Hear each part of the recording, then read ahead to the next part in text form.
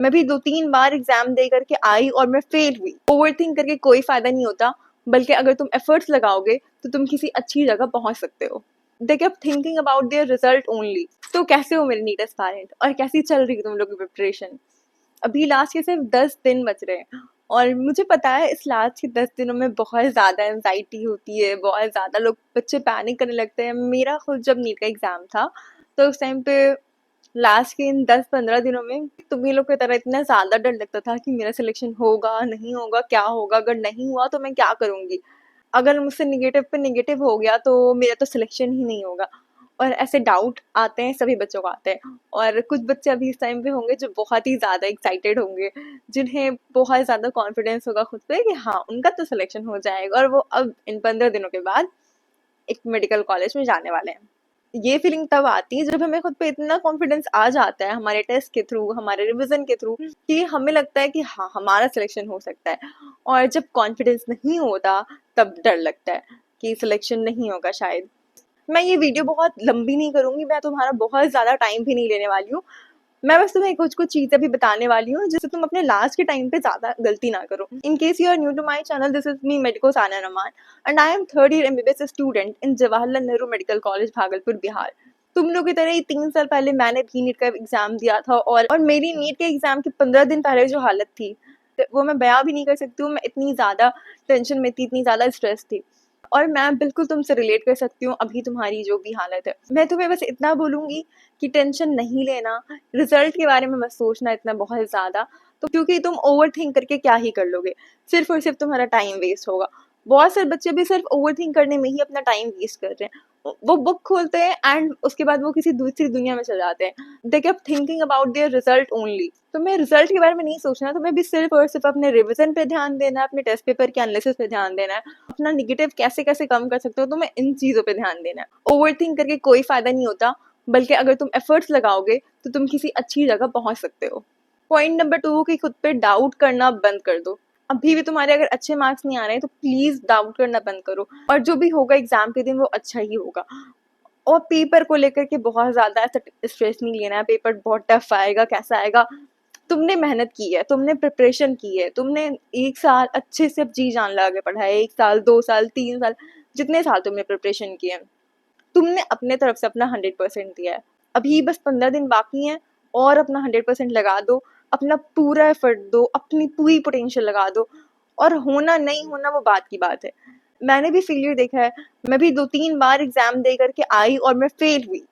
लेकिन इसका मतलब ये बिल्कुल भी नहीं है कि अगर आप फेल हो रहे हो तो आप खुद पे डाउट करने लगो और बस खुद पे भरोसा रखना, डिस्ट्रैक्शन से बचो अभी जितना बच सकते हो और अपनी पढ़ाई पे ध्यान देते रहो। अभी तुम में से बहुत सारे बच्चे हैं जिनके मार्क्स अभी भी अच्छे नहीं आ रहे। हो सकता है आप लोगों में से बहुत सारे बच्चों ने साल भर पढ़ा, पूरी स्ट्रैटेजी के साथ पढ़ा, लेकिन फिर भी अभी लग रहा है कि मार्क्स अच्छे नहीं आ रहे। बहुत सारे मेंटरशिप सेशन भी ज्वाइन किए, लेकिन अभी टेस्ट में अच्छे मार्क्स नहीं आ रहे। पता है इसका सबसे बड़ा रीज़न क्या है? कि तुमने अच्छे से रिविज़न नहीं की। अभी इस टाइम पे लास्ट के 15 दिन बाकी हैं। कुछ ऐसा बहुत कुछ चेंज तुम करके अपना सिलेक्शन नहीं ला सकते हो, लाइक ड्रास्टिक चेंज नहीं हो सकता है अभी कि अगर तुम्हारा 400 मार्क्स आ रहा है तो तुम 650 ले आओगे, इतना डिफरेंस तो नहीं आएगा। मैं तुम्हें ये बोल के डीमोटिवेट नहीं करना चाह रही हूँ ऑब्वियसली, मैं थोड़ा सा रियलिटी चेक दे रही हूँ, लेकिन हाँ, तुम अगर अभी भी अपना मेहनत करोगे तो तुम बहुत प्रोग्रेस कर सकते हो। अभी तुम्हें किस-किस चीज़ों पे ध्यान देना है, सबसे पहले अपना रिवीजन पे एकदम प्रॉपर ध्यान देना है। अभी बहुत सारे बच्चे क्या करते हैं, रिवीजन में ही मक्ड अप हो जाते हैं। उन्हें समझ नहीं आता है कि उन्हें रिवाइज़ एक्चुअली में करना क्या है। वो कभी ऑर्गेनिक केमिस्ट्री के क्वेश्चंस करने बैठते हैं तो वो सोचते हैं कि वो एक बार नेमिंग रिएक्शन से गो थ्रू करे। जब वो नेमिंग रिएक्शन से गो थ्रू करते हैं तो वो सोचते हैं वो एक बार हाइब्रिडाइजेशन देख ले, इनऑर्गेनिक केमिस्ट्री देख ले और इन सब चक्कर में पूरा का पूरा मक्ड अप हो जाता है। अभी के टाइम पे तुम्हें रिवीजन भी बहुत स्ट्रैटेजिकली करना होगा। तुम हर दिन अपने टॉपिक सेलेक्ट करो, अपना टारगेट बनाओ। आज मुझे ये 2-3 चैप्टर रिवाइज करने हैं फिजिक्स से, ये 3 चैप्टर केमिस्ट्री के, ये 3 चैप्टर बायो के। इस तरह से अपने रिवीजन करना है। एंड द सेकंड पॉइंट कि तुम्हें अपने टेस्ट की एनालिसिस बहुत अच्छे से करनी है। तुम जितने भी टेस्ट दे रहे हो, तुम्हारे जो भी मार्क्स आ रहे हैं, तुम्हारे बहुत अच्छे भी नंबर आ रहे हैं, तुम्हारे 650, 670 भी आ रहे हैं, तो तुम्हें अपने उस टेस्ट की एनालिसिस अच्छे से करनी है कि कहाँ पे तुम्हारी मिस्टेक हो रही है और जो भी तुम्हारा वो वीक पोर्शन है उस पर तुमको ध्यान देना है। अभी मैं खुद अभी तुम लोग एग्जाम के लिए बहुत एक्साइटेड हूँ। बहुत सारे बच्चे एग्जाम दे करके मेरे कॉलेज में आने वाले हैं। बस इन 15 दिनों के बाद तो एग्जाम हो जाएगा, फिर तुम लोग का रिजल्ट एंड काउंसलिंग और मैं भागलपुर के किसी ना किसी स्कूल में भी जाकर के विजिट करूंगी कि कैसा गया पेपर। तो मैं पेपर रिव्यू भी करूँगी। तुम लोग को बस ज़्यादा टेंशन नहीं लेनी है, तुम लोग को बस अच्छे से जाकर के काम माइंड से पेपर देना है। एग्ज़ाम सेंटर पे क्या पहन के जाना है, कैसे जाना है, उन सब पे मैं एक प्रॉपर वीडियो भी बना दूँगी, तो उसकी टेंशन नहीं लेनी है। और अगर तुम अभी स्ट्रैटेजी देखने के लिए आए हो, तो स्ट्रैटेजीज़ भरी पड़ी है मेरे चैनल पे, फिज़िक्स, केमिस्ट्री, बायोलॉजी, टेस्ट कैसे देनी है, हर चीज़ से रिलेटेड तुम्हें स्ट्रैटेजी मिल जाएगी। तुम यहाँ से सब कुछ देख सकते हो। मैं बस सिर्फ तुम लोग को मोटिवेट करना चाहती थी। तुम लोग अभी बिल्कुल भी डिप्रेस मत होना, बिल्कुल भी खुद पे डाउट मत करना।